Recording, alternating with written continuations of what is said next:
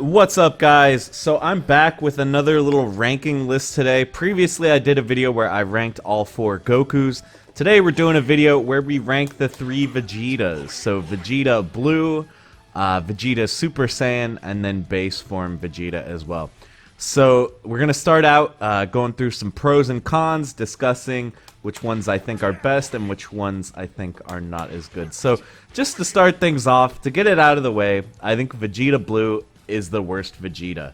Now, I don't think he's a bad character. A lot of people kind of think that Vegeta Blue is not great at all, but I think he has a lot of upside. He's just kind of outmatched by the other two, and he's also kind of outmatched by a lot of the other good characters in the game. So let's talk about his pros here. First of all, I think the biggest thing he has going for is he has very, very good mix-up. Obviously, he's got that low-hitting 2 light, which all the Vegetas have, but he's got one really nice thing about his kick special.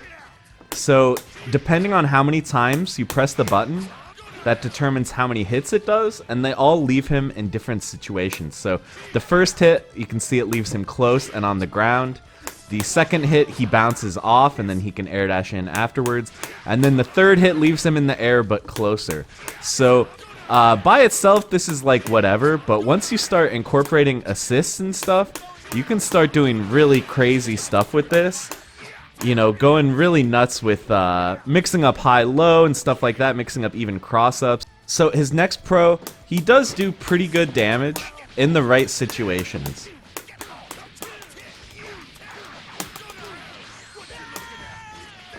So you can see, like, right here, only 2 meters, and we did well over 50%, which is pretty good. And in the corner as well, you know, he can do something like this.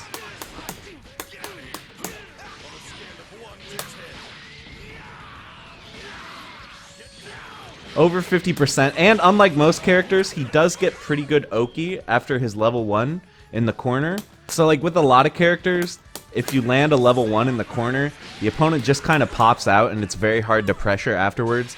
But with Vegeta Blue's level 1 here, if you combine it with an assist and you use this kick special to kind of close the gap, you can get some pretty good mix-ups going after, so that's nice.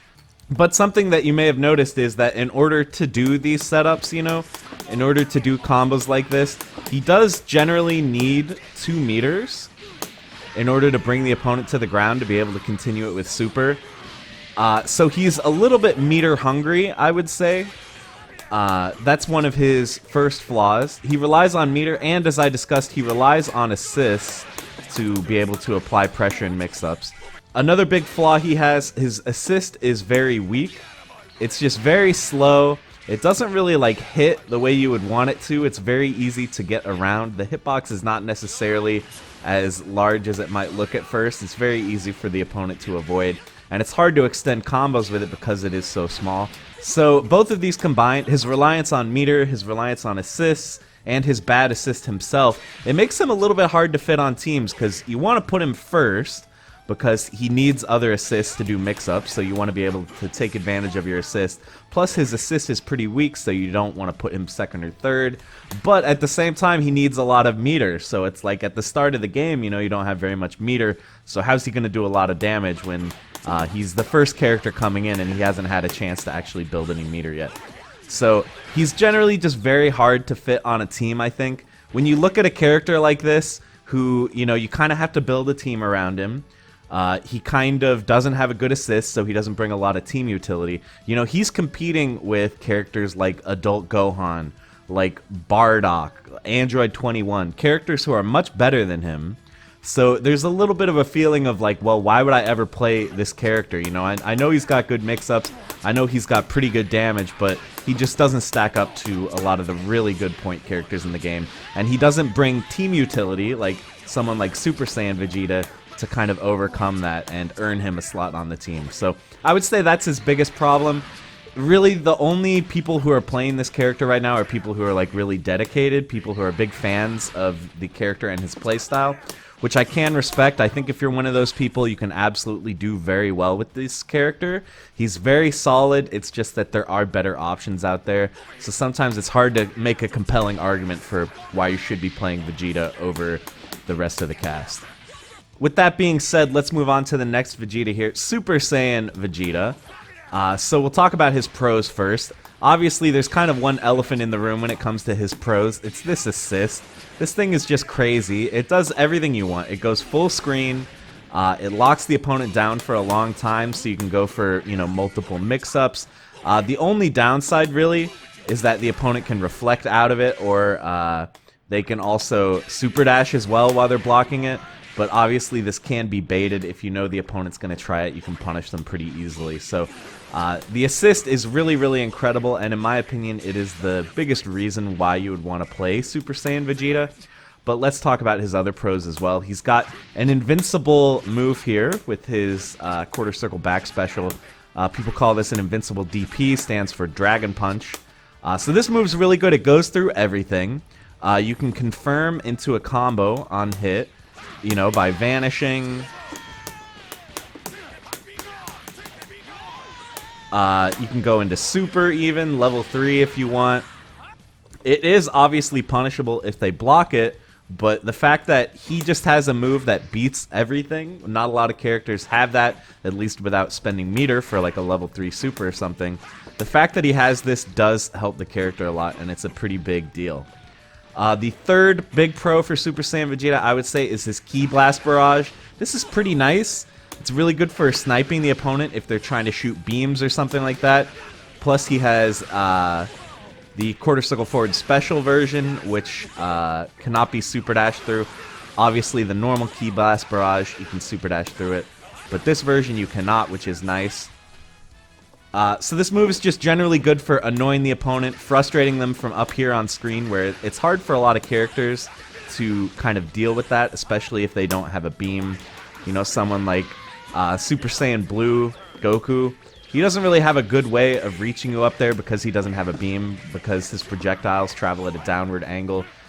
It can be hard and it can be kind of annoying, and obviously if you hit with this, you can vanish into a combo. So on point, he's like a solid character. He does have some flaws, I would say. His biggest flaw is just mediocre damage and mediocre mix-up. He still has this low-hitting down light, so he can mix up with like empty jump low, or with like double overhead versus like single overhead into low. He can mix up like that, but unlike Vegeta Blue, he doesn't really have something built into his kit that's like really crazy. You can air dash after this kick move, but it's a little bit predictable because he can't stagger the number of hits he does, unlike Vegeta Blue. They pretty much know that you're always going to go high after this. There's not really a way to mix up low off of this attack. So his mix-up is a little bit more predictable, and also he doesn't really have the same damage as these other characters. You know, something like this, it's like fine damage. It's almost 50% for 1 meter, but again, unlike Vegeta Blue, he can't really get the Oki setup afterward. It kind of bounces the opponent in a way that you can't follow up as easily. So his damage is fine, his mix-up is fine. I would say they're about average, or maybe a little bit above average, but they're nothing to write home about. Next up, we're going to talk about base Vegeta. So I think when we talk about base Vegeta, there's kind of one pro that really stands out above all the others, and it's the loops.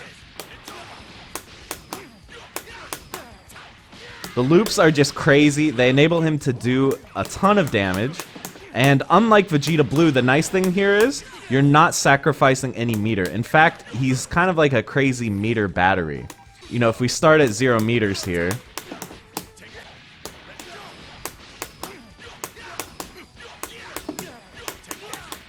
so like something like that, you build just a ton of meter, and he does nearly 50% without spending a single meter himself. Obviously, if you end it in super, it'll do a lot more than that. So he's a really good meter battery, which is what you want for the first character on a team. You want that first character, since they're starting out, you know, obviously at the start of the game, you don't have meter. You want someone who can build up all that meter and have it so that when your other characters are coming in, they're going to have a lot to work with. So very good meter battery, very good damage. That's by far his biggest pro. Another big pro of his is his tricky Oki. So if you knock the opponent down, you know, he can do pretty interesting stuff where you force them to block a Ki Blast and then go high-low. He does have mix-ups with like this overhead kick move. That can be handy, as well as If you use the heavy version of his kick special, he goes through the opponent, so you can use that to set up cross-ups and stuff like that. These are reactable. They're not super consistent mix-ups. They are reactable, but, you know, it's something that's there, and you can definitely catch the opponent off guard with it, especially since these hit from basically anywhere on screen, and if they do connect, you can go into a combo. So definitely, his mix-up is nothing to sneeze at. I would say at neutral, Vegeta Blue might have slightly better mix-up, but it's not too far off, because base Vegeta does have these extra tools, and because he does have good Oki, this move can also be used as kind of a mix-up tool, since, you know, they don't know whether you're going to go high-low after this. That can be pretty good too. So he does have good mix-up, and he especially does have good setups off of a knockdown, I would say. But in terms of cons, I think one of his big cons is he doesn't really have any abusable projectiles. You know, he can do this Ki Blast Barrage, but he can't do it in the air. He can only throw a single Ki Blast in the air, so that's not nearly as good as Super Saiyan Vegeta. And he doesn't have an air projectile that can't be Super Dashed through. Unlike Super Saiyan Vegeta and Vegeta Blue, both actually, they have an air projectile that can't be Super Dashed through. Not the case for base Vegeta. So his neutral and his keep away do leave a little bit to be desired. He has this disc, but the disc is tricky because you have to affect the angle to try to predict where the opponent's going to go. Obviously, if you throw it low, they're just going to jump over it and super dash at you. If you throw it high, it might not even do anything. They might just run on the ground to get to you. So his projectile game, I think, is pretty weak, and that carries over to his assist as well. His assist is, like, fine. I don't hate it. The big problem, it doesn't go full screen, and it is easy to just jump over it, like I mentioned. You can use it as a combo extension pretty easily, so that's nice. But that's pretty much its only use. It's not really good at neutral. It's only really good if you have the opponent blocking or in a combo already.